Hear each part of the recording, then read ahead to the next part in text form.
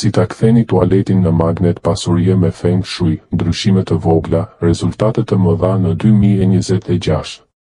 Përshëndetje të gjithëve dhe mirë se vini në këtë video ku do të flasim thellë për një nga hapësirat më të nënvlerësuara të shtëpisë sonë, tualetin ose banjon, dhe se sipas parimeve të lashta të Feng Shuit, ajo mund të ndikojë drejt për drejt në fatin, pasurinë dhe harmoninë e familjes suaj. Shumë njerëz mendojnë se Feng Shui është vetëm për dhomën e ndenjes ose kuzhinën, por specialistët kinezë thonë se pikërisht vendet ku rrjedh uji, si tualeti, janë çelësi i rrjedhës së energjisë së bollkut. Uji simbolizon paran. Kur uji rrjedh keq, humbet, pikon ose ngec, kështu ndodh edhe me financat tona. Sot do t'ju tregoj hapa praktik, të thjesht, por me ndikim të madh. Le të fillojmë me pikën më të fuqishme që shumë pak e dinë ose e zbatojnë siç duhet. 1. Fuqia e peshqirit të verdhë, sekreti i tokës që gjeneron metalin, pasurinë. Sipas teorisë së 5 elementeve në Feng Shui, druri, zjarri, toka, metali, uji, tualeti është një ambient dominuar nga elementi i ujit.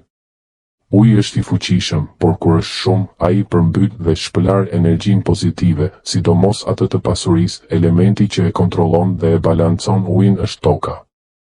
Toka thith dhe frenon ujin, siç ndodh në natyrë kur lumi takon tokën dhe ngadalsohet. Ngjyra që përfaqëson tokën në mënyrën më të fortë është e verdha e ngrohtë, e butë, si ajo e diellit në perëndim ose si rër e thatë. Prandaj rekomandimi numër 1 që vjen nga mjeshtrat modern dhe tradicional është: vendosni një peshqir të pastër, të butë dhe të trashë me ngjyrë të verdhë në tualet. Ky peshqir nuk është thjesht dekoracion. Ai vepron si një mburojë energjetike. Çdo herë që dikush hyn në tualet, sheh të verdhën dhe truri në ndërgjegjshëm regjistron. Këtu ka stabilitet, këtu ka tokë që mbron bollkun tim. Mund ta varni në dorez, në raft, ose ta palosni bukur pranë lavamanit. Rëndësi ka që të jetë i pastër dhe i ndryshuar shpesh, sepse një peshqir i ndotur anulon efektin. Nëse mundeni, zgjidhni një nuancë mustardë ose okër të lehtë. Këto ngjyra janë edhe më të fuqishme se e verdha e ndritshme. Disa njerëz shtojnë edhe një qilim të vogël të verdhë në dysheme ose një sapunier prej qeramike në të verdhë. Të gjitha këto përforcojnë elementin e tokës. Rezultati? Shumë familje raportojnë se pas disa javësh fillojnë të vinë mundësi të papritura financiare, pagesa të vonuara kthehen ose shpenzimet e panevojshme ulen. Është një ndryshim i vogël, por me efekt kumulativ shumë të madh. 2-3 parimet thelbësore që nuk duhen ignoruar kurrë. Tani le të kalojmë te baza, 3 rregulla që, nëse i respektoni, krijojnë një themel të fortë. Parimi i parë: ndriçimi. Sjellja e yangut në një ambient ynë tualeti është natyrshëm ynë, i errët, i lagësht, i qetë, i ftohtë. Nëse e lini kështu, energjia ngec dhe krijon ndjenjë të rënduar që reflektohet në jetën tonë si mungesë lëvizjeje në financa dhe në marrëdhënie. Duhet të balanconi me yang, energji jetike, e ngrohtë, e lëvizshme. Si? Me drita të ngrohta, temperaturë 2700-3000 K, me nuancë të verdhë ose të bardhë natyrale. Shmangni dritat e ftohta, blu, ato që dridhen ose që janë shumë të dobëta. Një llampë e mirë LED e ngrohtë mbi pasqyrë ose një dritë tavani e ndritshme bën diferencë të madhe. Nëse keni dritare, hapini sa më shumë gjatë ditës.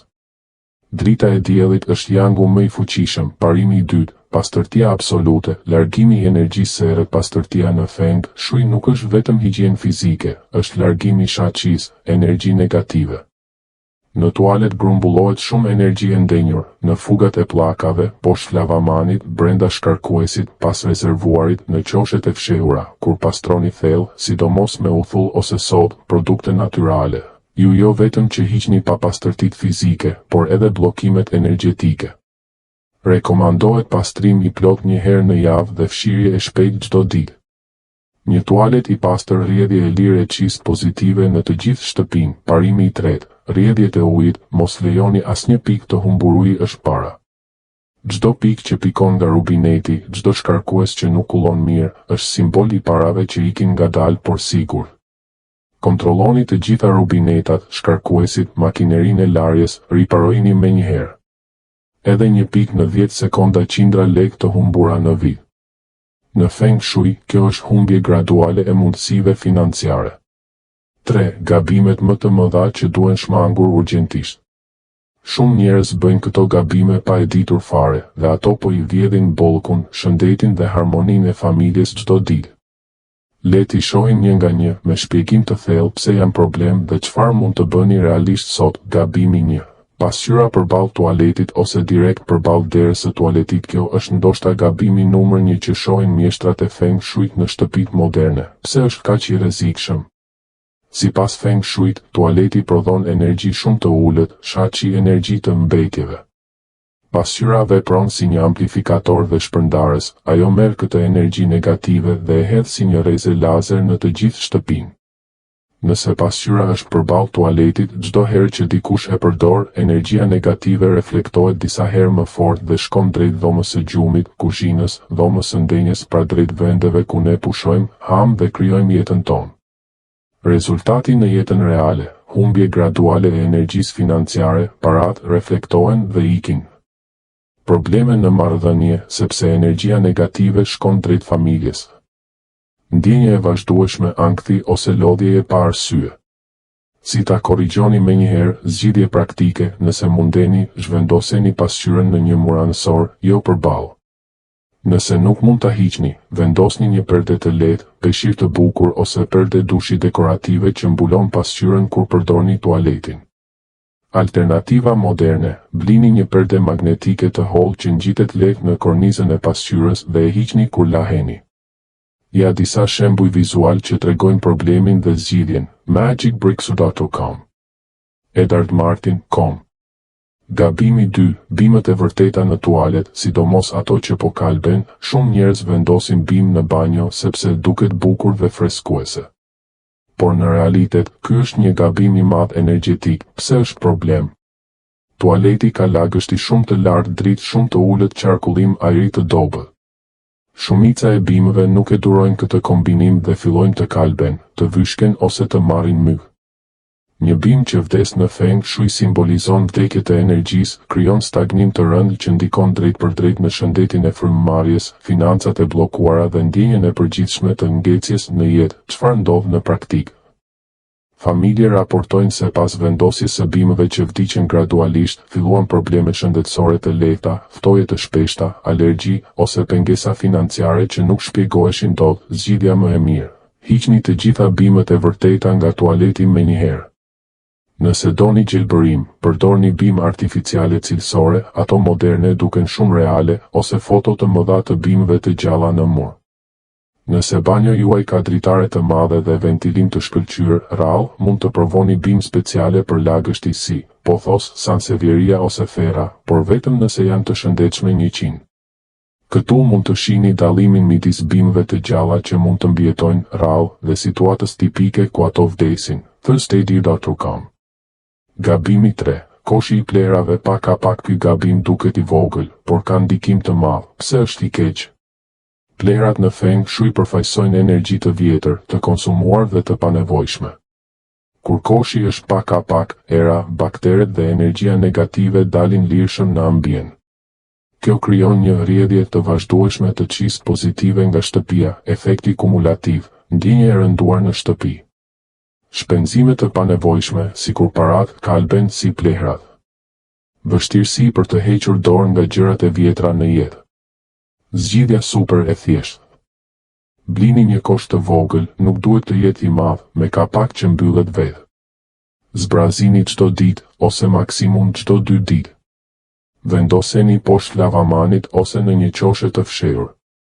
Kjo ndryshim i vetëm mund të krijojë ndjenjë të lehtësimit të menjëhershëm. Gabimi 4. Kapaku i tualetit gjithmonë i hapur, sidomos gjatë shkarkimit. Ky është gabimi më i zakonshëm në botë dhe më i lehtë për t'u korrigjuar. Pse është fatal për Feng Shui? Kur shkarkoni ujin me kapak të hapur, energjia pozitive, qi, që ka mbetur në shtëpi thithet poshtë dhe ikën bashkë me ujin. Në të njëjtën kohë, energjia negative dhe bakteret fizike fluturojnë lart dhe përhapen në ajër. Kjo krijon një cikël të vazhdueshëm humbjeje, efekti në jetë, para që rrjedhin poshtë pa u kuptuar. Mundësi që ikin pa pritur. Ndjenja e përhershme e humbjes. Rregulli i artë: gjithmonë mbylleni kapakun para se të shtypni butonin dhe mbajeni të mbyllur kur nuk përdoret. Mësojeni këtë zakon të gjithë anëtarët e familjes, edhe fëmijët.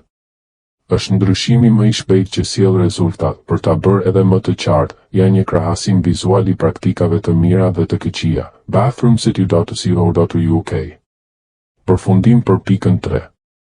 Këto 4 gabime janë si 4 vrima në xhep energjetik të shtëpisë suaj. Sa herë që i bëni, energjia e bollkut ikën pak nga pak. Por lajmi i mirë është, të gjitha zgjidhen me kosto zero ose shumë të ulët dhe brenda pak minutash. Në videon tjetër mund të flasim për korrigjimet e avancuara, kristale, ngjyra shtesë, mantra pastrimi. Por filloni duke i eliminuar këto 4 gabime sot dhe do të ndjeni ndryshimin brenda pak ditësh. Përfundim dhe thirrje për veprim. Miq, ndryshimet e vogla krijojnë rezultate të mëdha. Filloni sot, merrni një peshqir të verdhë dhe vendoseni në tualet. Kontrolloni ndriqimin dhe pastërtinë. Mbyllni kapakun gjithmonë. Rregulloni çdo rrjedhje. Bëjeni këtë për 21 ditë rresht dhe vini re ndryshimet në jetën tuaj financiare dhe emocionale. Nëse ju pëlqeu videoja, lëreni një like, abonohuni dhe ndajeni me dikë që ka nevojë për më shumë bollëk në 2026. Ju faleminderit që ishit këtu. Ju uroj harmoni, pasuri dhe energji pozitive. Shihemi në videon tjetër.